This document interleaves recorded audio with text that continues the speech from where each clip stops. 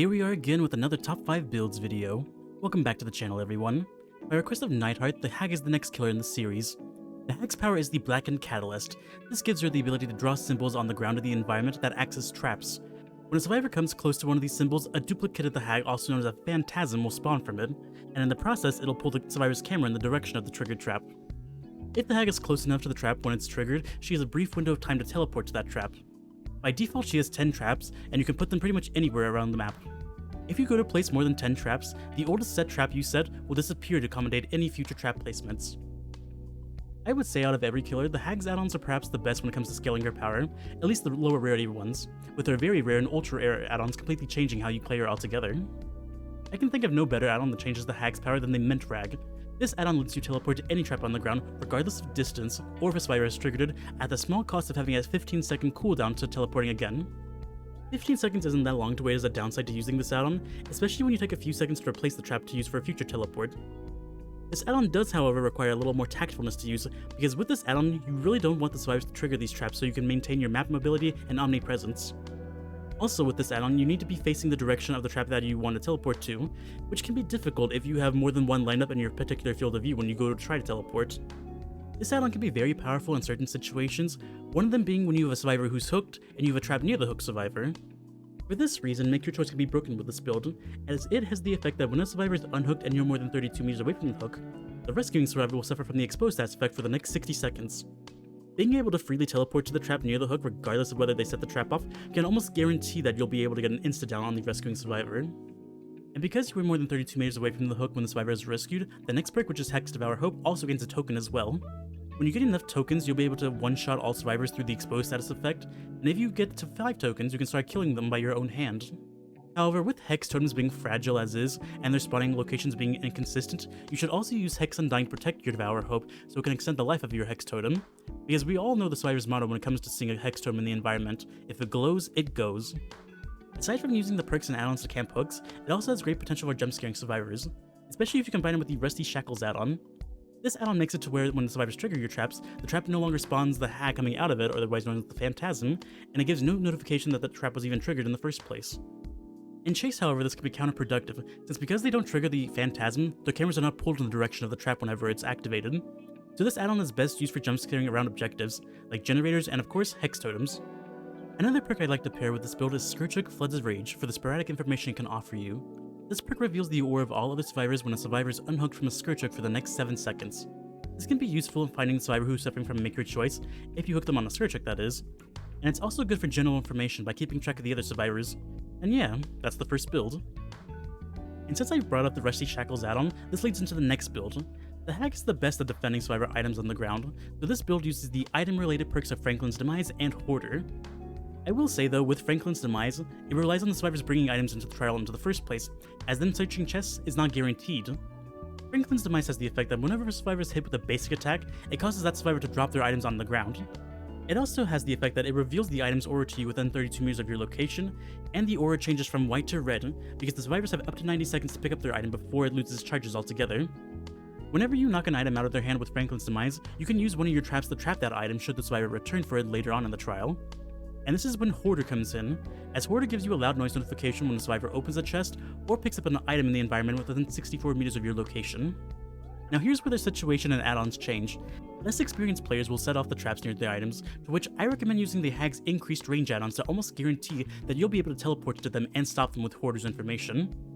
However, with that being said, against more experienced players, they're going to know exactly what you're doing, in which they will crouch over your trap in order to retrieve their items so they won't set off your trap. In this case, the Mint Rag's on-demand teleport ability combined with the notification from Hoarder makes this more viable since Hoarder will act as the trap being triggered for you. The other 2 perks for this build don't particularly matter. You can use pretty much just anything you want, although Monitor and Abuse is always a good choice in the HAG. The HAG's standard 24-meter tear radius can be reduced to 16 meters while not chasing a survivor. This way you can get closer to the survivors by reducing the reaction time so you can smack their items out of their hands. The fact that it also increases your tear radius by 8 meters while in chase is irrelevant for the build's purpose. You might also want to bring a slowdown perk for the game so you have some time to play. Personally, I think Deadlock accomplishes this, because whenever a generator is completed, the next generator with the most amount of progress is blocked by the entity for the next 30 seconds. And because you're slower than most normal movement speed killers and have the double whammy of having to set up traps, I think Deadlock works best whenever multiple generators are being worked on, Plus, it forces survivors to either waste time at the block generator or force them to do something else while waiting out the effects of deadlock.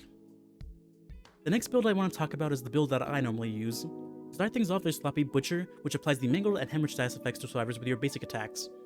This is good for slowing down healing progress with the Mangled status effect, which increases the time it takes to heal, and the Hemorrhage status effect, which causes healing progress to regress when it's interrupted or stops altogether.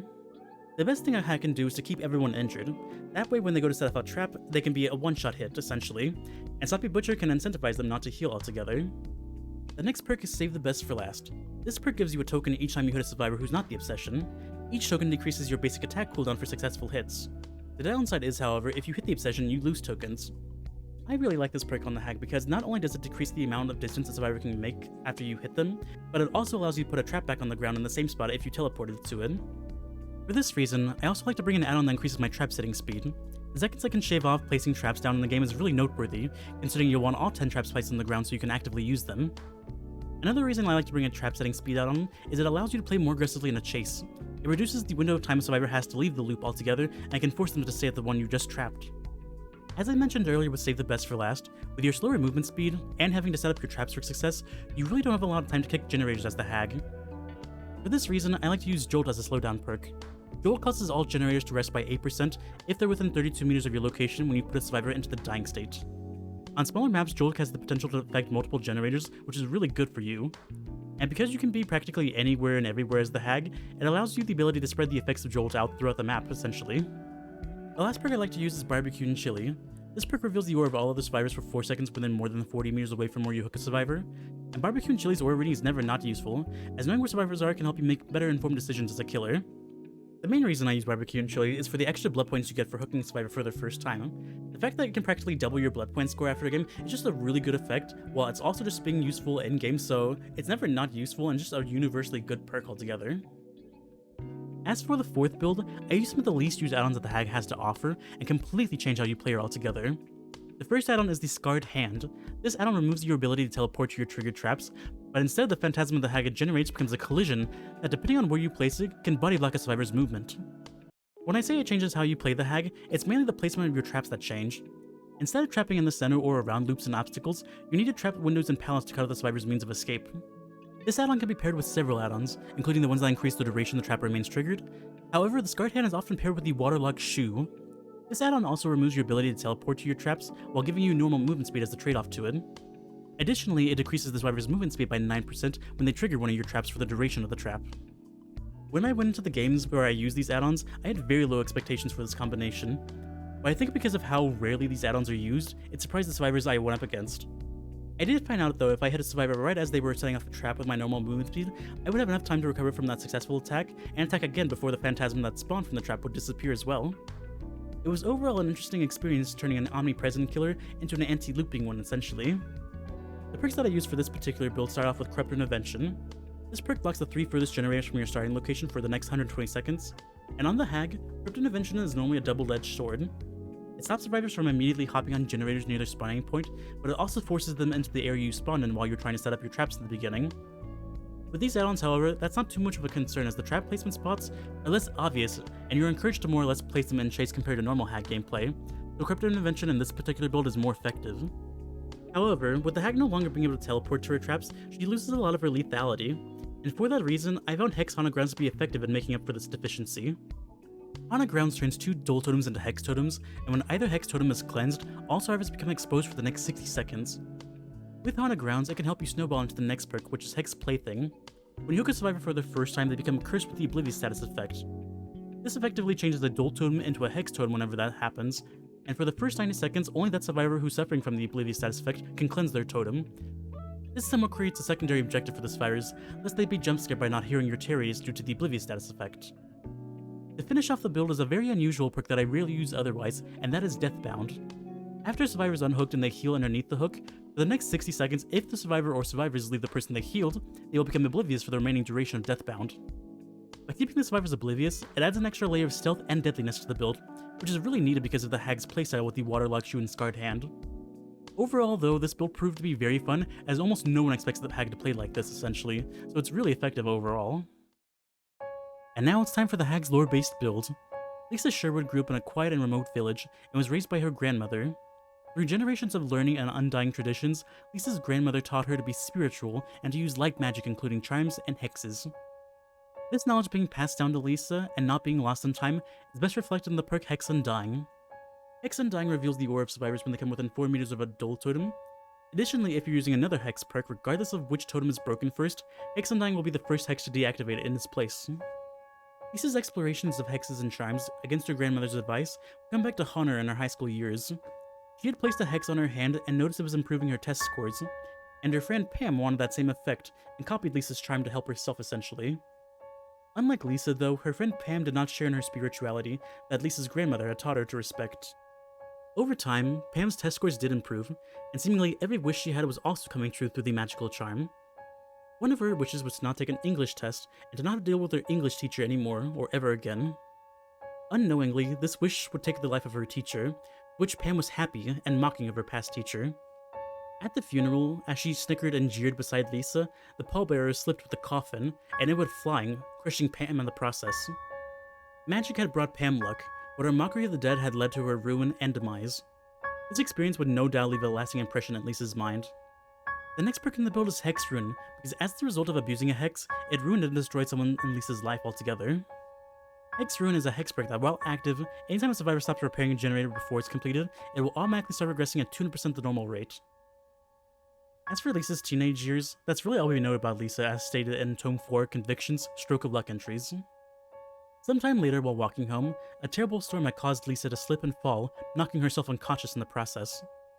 When she woke up again, she had discovered she had been taken by the rumored village cannibals that lived in the swamp. Shackled to the wall and forced to endure torture and mutilation, her body withered to the point that she was able to slip out of her shackles altogether.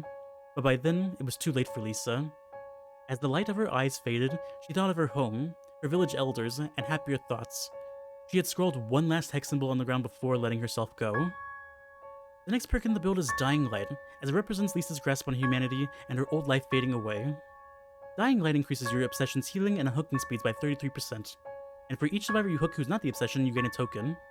Each token decreases the action speeds of all non-obsession survivors by 3% per token.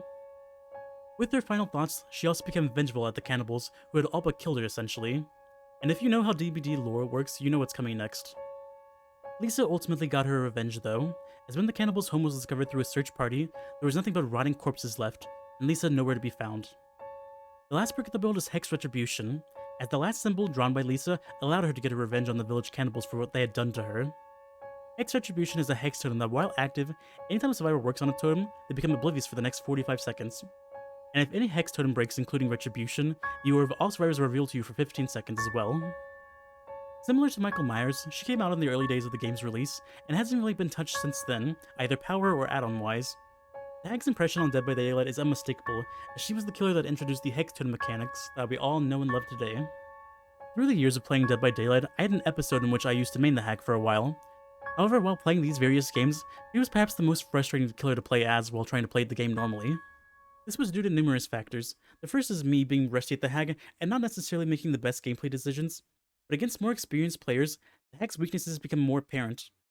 Her weaknesses being survivors intentionally harassing your traps, survivors using flashlights to destroy your traps, and Dead Hard. Out of all the top 5 killer build videos that I've put out so far, I think Dead Hard negatively impacts the HAG the most so far.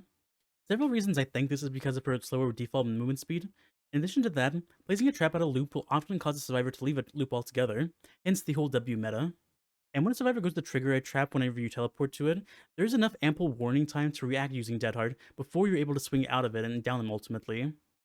And at higher MMR, against more experienced players, Dead Hard is the most prevalent used exhaustion perk in the entire game. With that being said though, against your average players, the HAG is still a viable killer to play as. She does however take a bit of forethought in predicting where the survivors will go ahead of time to place traps at, and to know when you should and should not teleport to a trigger trap. One last thing that I wanted to mention before I ended the video is during this exploration of the HAG, I actually got to go up against the Fog Whisperer Lily 101, which was pretty cool since I was using my normal HAG build, and it's just very rare to go up against the Fog Whisperer in general, which they were a really good sport in the endgame about it. I think that's all I have to say about the HAG, and so with that being said, we've come to the end of the video. If you enjoyed the video and want to support the channel, consider leaving a like as it helps promote the channel through YouTube, and consider subscribing for more content. I'm me+3, and I will see you next time. Goodbye for now.